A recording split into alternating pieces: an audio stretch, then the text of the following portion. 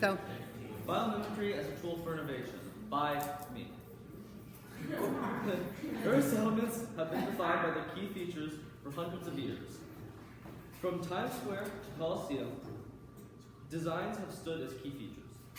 With growing issues in climate change, we need to revolutionize and shift the paradigm of design. One possible deviation would be biomimicry. Biomimicry is the use of nature as a model for ingenuity and innovation. So then, why do I think this? Design activists such as Julia Watson suggest that we look towards nature for inspiration, as it holds knowledge that has been developed over millennia. Even ancients such as the Emperor of Rome, Marcus Aurelius, states this in one of his meditations. Run ever the short way is according to nature. He means by this that nature is more efficient than other things.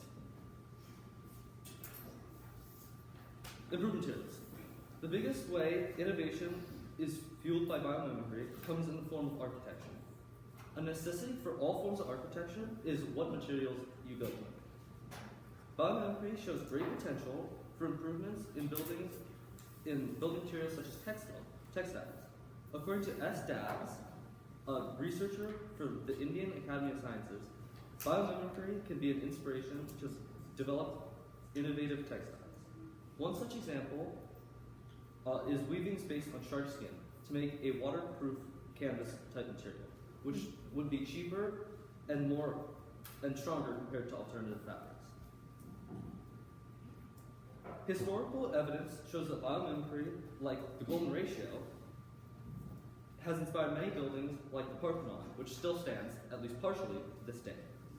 The golden ratio is a ratio often found in nature, which is 1 to 1.6, which is a strong shape and can be used in structures. According to Samet Eryildiz, a professor with a PhD in urbanization and environmental science, in more recent times, Frank Lloyd Wright has tried to mimic natural ecosystems in his architectural designs, saying, form and function are one, and using the example of nature as the most efficient example. In a modern context, studies show that forays into biomimicry in places such as France show that it's beneficial and being phased in today. Between updated materials and historical evidence, it is clear that architecture can greatly be improved with biomimicry. Another field that can be further inspired by biomimicry is sustainable energy. An example of biomimetic innovation is solar cells.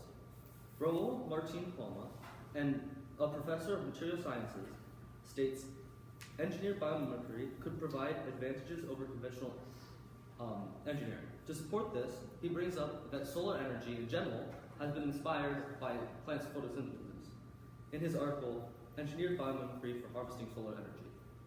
In the same article, he also goes over a couple ways solar energy can be improved using biomimicry. The first idea he brings up would be using pane shaped like a fly's eye to absorb more light, as well as forming it similarly to villi and increasing surface area to absorb more sunlight in the same amount of area. Another field that can benefit from natural alteration is healthcare. One such example comes from Hayato Izumi and their colleagues, who designed mechanized needles based on mosquitoes' proboscises that have a potential to be more efficient and pain-free, stating, the effectiveness of inserting these needles cooperatively was experimentally confirmed.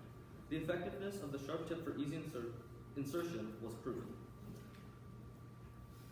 Another example of medical technologies inspired by nature are dendrimers, or polymetric trees. Due to their shape using the dendrons, they can mimic certain proteins and act as binding agents to carry medicines into the body. Critics of biomimicry claim that the dangers and costs of biomimicry are not worth the challenge to implement solutions that are simpler than more typical forms of innovation.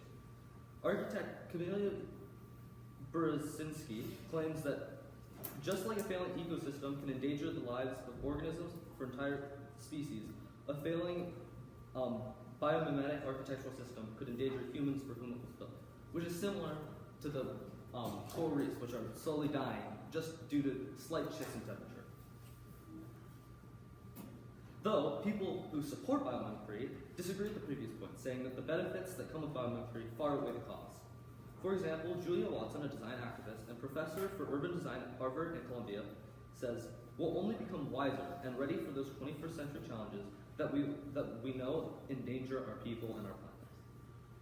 By this, she means that with coming climate change, the potential benefits to combat such problems outweigh the downsides.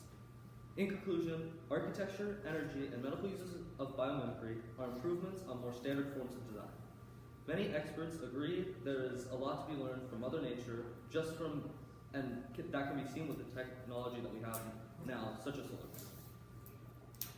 panels. As demonstrated through this presentation, there are many prospects for future innovations in plethora of fields. And if I were cited,